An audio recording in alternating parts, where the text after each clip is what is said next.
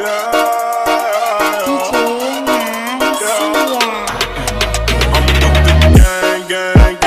And we bout to go. Kitchen lanes, it's a thing every time we show up. You a lame, and you so below us. Bet your hoe she know us, 'cause you know we glowed up. Stay down, came up, stay down, came up, gang up. Assalamualaikum warahmatullahi wabarakatuh. Salam Om Swastiastu, Namo Buddhaya, dan salam kebajikan. Yang terhormat Dr. Siti Sapia, SS and Home, selaku dosen pengampu mata kuliah Bahasa Indonesia. Perkenalkan, kami dari kelompok 2 dengan tema pelafalan, pemakaian huruf, dan pemisahan suku kata. Saya atas nama Basri dengan NIM H02524524 bertugas sebagai moderator. Adapun anggota kelompok saya,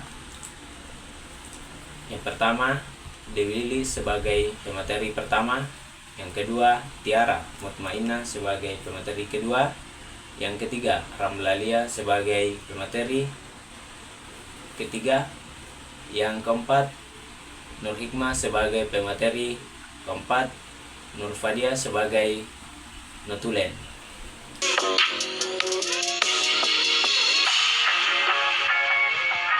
Salah satu hal yang diatur dalam ejaan ialah cara pelafalan atau cara pengucapan dalam bahasa Indonesia. Pada akhir-akhir ini sering kita dengar orang melafalkan bunyi bahasa Indonesia dengan keraguan. Keraguan yang dimaksud adalah ketidakteraturan penggunaan bahasa Indonesia dalam melafalkan huruf.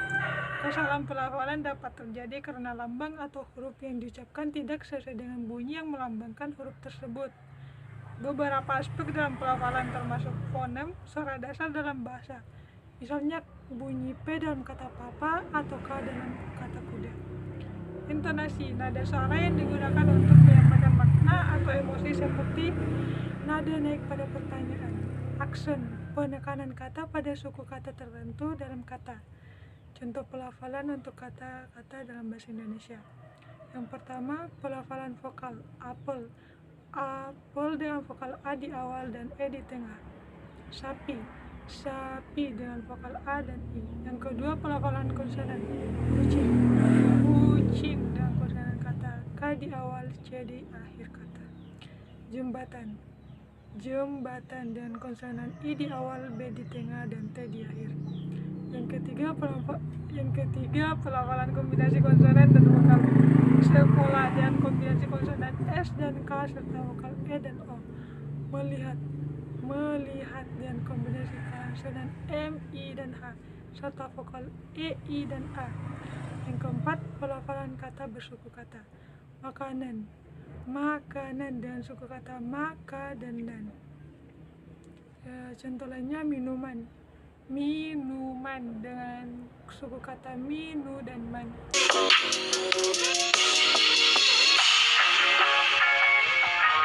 Pemakaian huruf. Pemakaian huruf adalah cara menggunakan huruf dalam tulisan. Huruf adalah aksara dalam tulisan yang melambangkan bunyi bahasa. Ejaan bahasa Indonesia yang disempurnakan menggunakan 26 huruf di dalam abjadnya, yaitu mulai dengan huruf A sampai dengan huruf Z. Beberapa huruf diantaranya yaitu huruf V, X, dan Z merupakan huruf serapan dan sekarang huruf-huruf tersebut dipaksa secara resmi di dalam bahasa Indonesia. Dengan demikian, pemakaian huruf itu tetap dipertahankan dan jangan diganti dengan huruf lain. Pemakaian huruf dalam bahasa Indonesia merujuk pada aturan dan pedoman yang mengatur cara menggunakan huruf-huruf dalam penulisan. Nah, adapun contohnya yaitu huruf kapital digunakan di awal kalimat, misalnya hari ini cerah. huruf kecil digunakan di seluruh bagian kata, kecuali di awal kalimat atau untuk nama khusus. Misalnya, buku, sekolah, dan kucing. Penggunaan huruf ejaan. Penggunaan kombinasi huruf seperti CH, misalnya cahaya, NG, misalnya rangkaian, dan SY, misalnya syarat. Penulisan kata serapan. Kata serapan dari bahasa asing sering dipertahankan penulisannya sesuai ejaan asalnya, tetapi disesuaikan dengan ejaan bahasa Indonesia, misalnya komputer dari komputer dan restoran dari restoran. Penggunaan apostrof. Apostrof digunakan dalam penulisan kata yang mengalami pemendakan atau penghilangan huruf, misalnya singkatan dari it is. Penggunaan tanda hubung.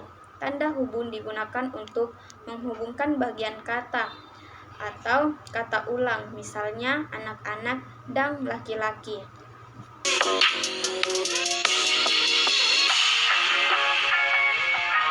Pemisahan suku kata adalah pembagian kata menjadi unit-unit lebih kecil yang disebut suku kata. Ini penting untuk membantu pelafalan dan pemahaman kata. Setiap suku kata bahasa Indonesia ditandai oleh sebuah huruf vokal. Huruf vokal itu dapat didahului atau diikuti oleh huruf konsonan. Pasukang atau pemisahan suku kata biasanya kita dapati pada pergantian baris, yaitu terdapat pada bagian akhir setiap baris tulisan. Pengguna bahasa tidak boleh melakukan pemotongan kata berdasarkan kepentingan lain, misalnya mencari keluasan baris pada pinggir baris setiap halaman, atau hanya untuk memudahkan pengetikan. Pengetikan penulisan harus mengikuti kaidah-kaidah pemisahan suku kata yang telah diatur dalam ejaan yang disempurnakan. Berikut atau materi utama mengenai pemisahan suku kata dalam bahasa Indonesia. Pertama, definisi suku kata. Suku kata adalah bagian dari kata yang terdiri dari satu vokal atau lebih yang dapat disertai oleh konsonan awal atau akhir. Contoh, dalam kata kuda, suku katanya adalah ku dan da. 2. Aturan umum pemisahan suku kata. Konsonan tambah vokal. Konsonan di depan biasanya bergabung dengan vokal yang mengikuti. Vokal tambah konsonan. Vokal di tengah diikuti oleh konsonan yang ada setelahnya. Konsonan berganda. Konsonan yang tidak dapat berdiri sendiri di akhir suku kata biasanya digabung dengan vokal berikutnya. 3. Pemisahan dalam kata ulang. Kata ulang biasanya dipisahkan sesuai dengan pola aslinya. 4. Penggunaan tanda hubung. Tanda hubung digunakan untuk memisahkan suku kata dalam teks cetak atau menandai pemisahan kata dalam baris yang berbeda. Contoh, pelajaran. 5. Contoh pemisahan suku kata. Sekolah, sekolah. Keluarga, keluarga. Berita, berita. Bermain, bermain.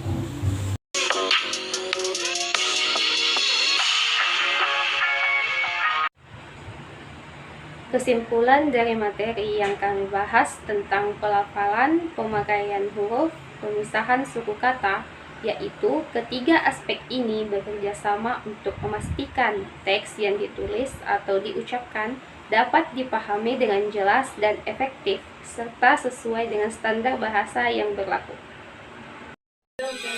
Itulah tadi materi singkat dari kelompok kami. Apabila ada kekurangan, mohon dimaafkan. Sekian, terima kasih. Assalamualaikum warahmatullahi wabarakatuh.